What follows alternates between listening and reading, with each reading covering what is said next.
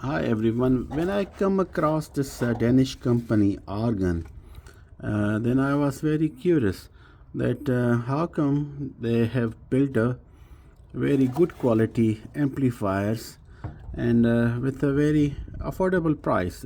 So they established company earlier, but they launched their products in 2007. This one is a Argon AMP3245 amplifier. This is a Class D amplifier with a 2-channel 60-watt output.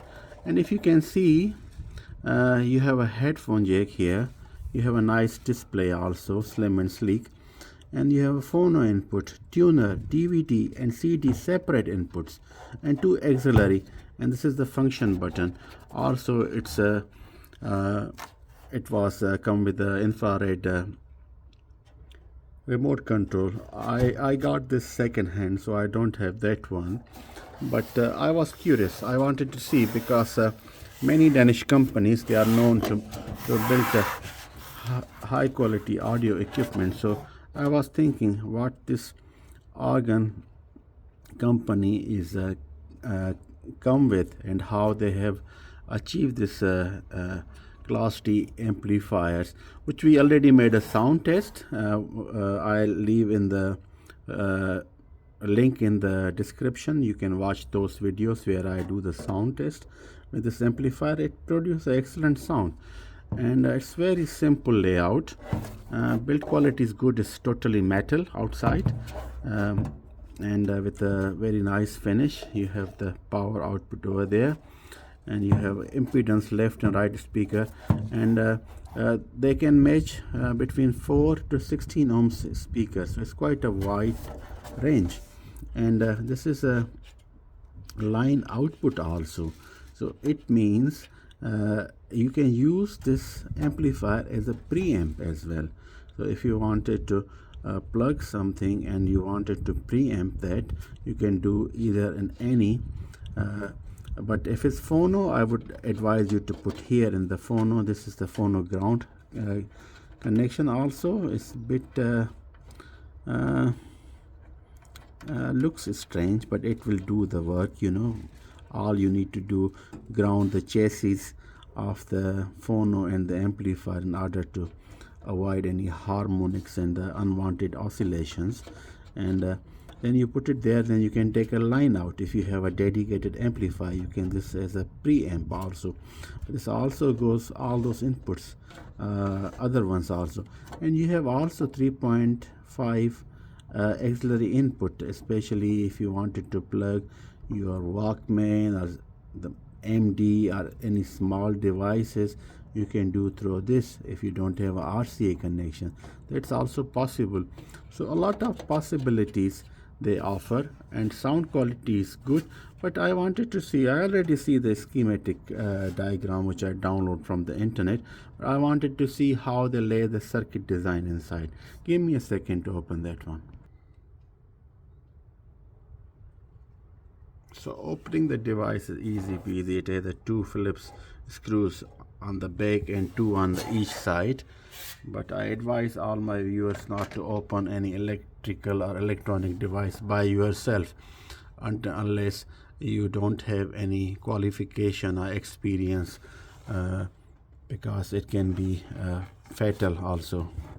So this is the circuitry. Interesting.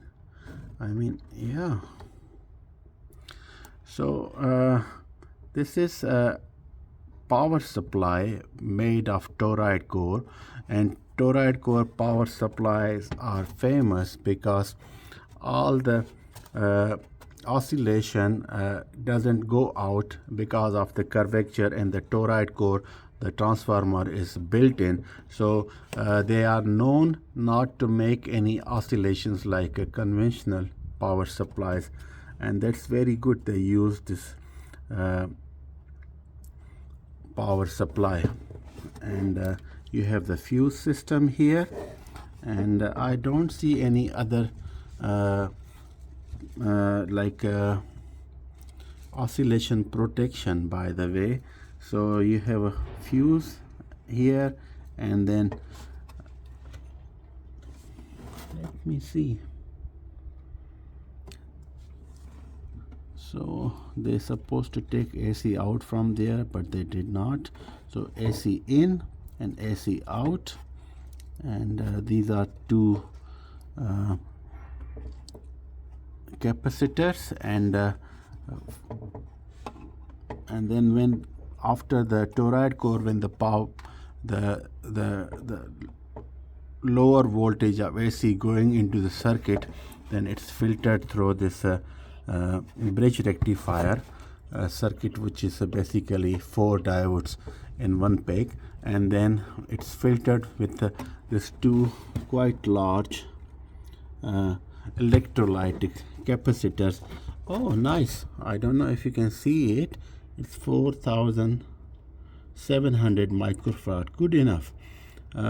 Better 6800 if you use, and they are rated up to 50 volt. BHA is a good company. Their electrolytic capacitors are quite reliable. I have used them also in many circuits, and you have basically 4 of them, and that how basically it look like. Here we go. It looked like there are 2 separate circuits. Basically, on the one chip, you have 2 monoblocks. Each of this is supporting one monoblock. So these 2 are the power transistor. I cannot see the numbers, and these are the drivers, buffer and driver. These are the PA.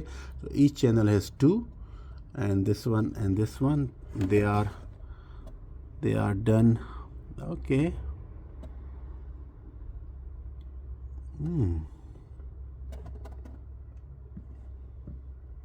So they are done parallel. So 2 of them parallel to, so each should be producing a 30 watt, and when you use them parallel, then you can reach 60 watt of output.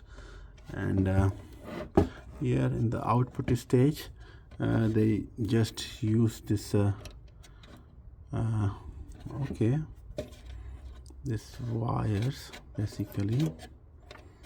Yeah, they are not bad.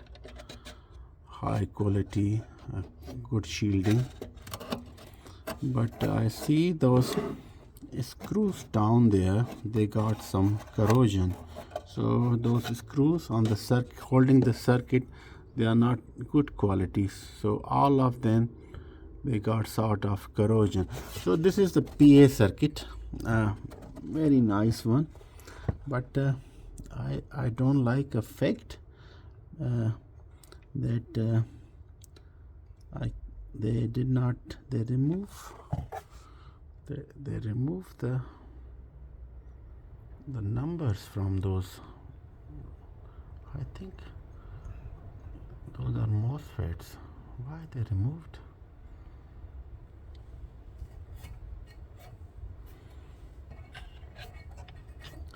If there were number, then we could see this. Through the value, we can see how much output they can do. But now we have to make an assumption that each of them, they are able to produce like 30 watt in parallel circuitry. They produce 60 watt per channel. Interesting. So we cannot call them basically 2 monoblocks, because there are monoblock, but they use and share the same PCB. If they have used a separate PCB, it could have been much better, sort of localizing each channel. But yeah, interesting circuitry. Okay, these are the input circuit.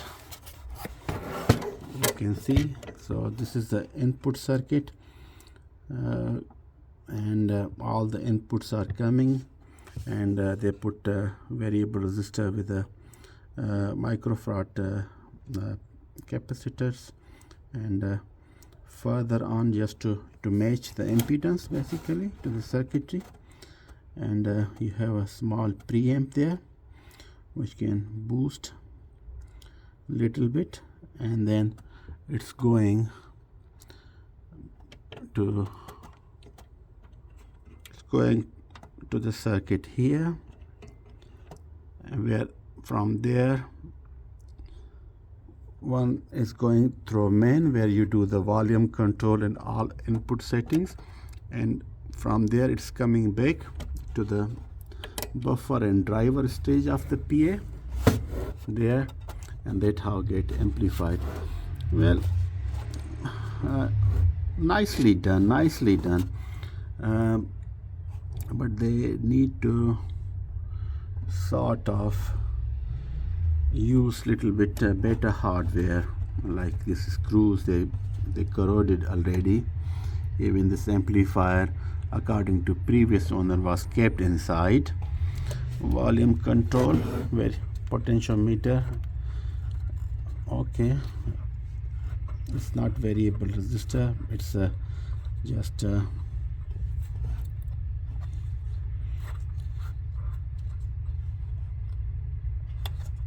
making the pulses to increase the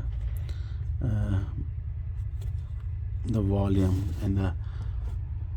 and the logic circuit up front. So this is not variable resistor, which is fine, doesn't matter. This is another way to do it.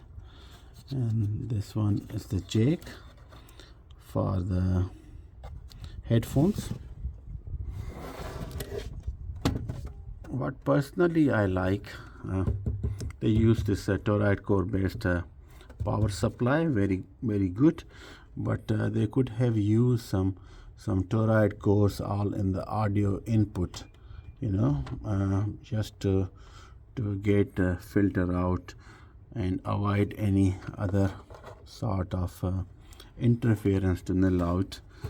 That could have been much better. Here they use one only, which is on the AC. Not bad. They use one here for AC to reduce the harmonics. And this toroid core power, this toroid core step down transformers are famous not to create a pulsation unless they are tightly built. So they are known for not making any interferences like the regular step down or step up transformers. So this is the circuit design. I mean, in 2007 this was 249 euros, and I can see that they have spent quite some amount on it.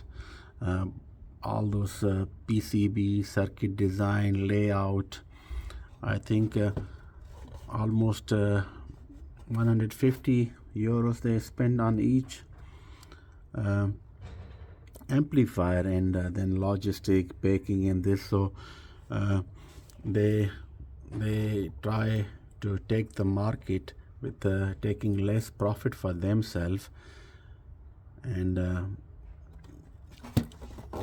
I don't know if they were successful with that, but I like the sound quality. It's a Class D amplifier, not paid for regular listening price wise, and second hand you can still find these on the eBay within a 150 euros price tag, which is good. I mean, that amount you cannot buy these components even.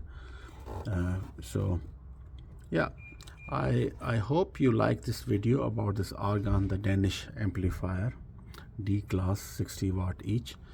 And I was curious to see, because whenever I see a new company trying to step in the audio field, so I wanted to see how they have done their things.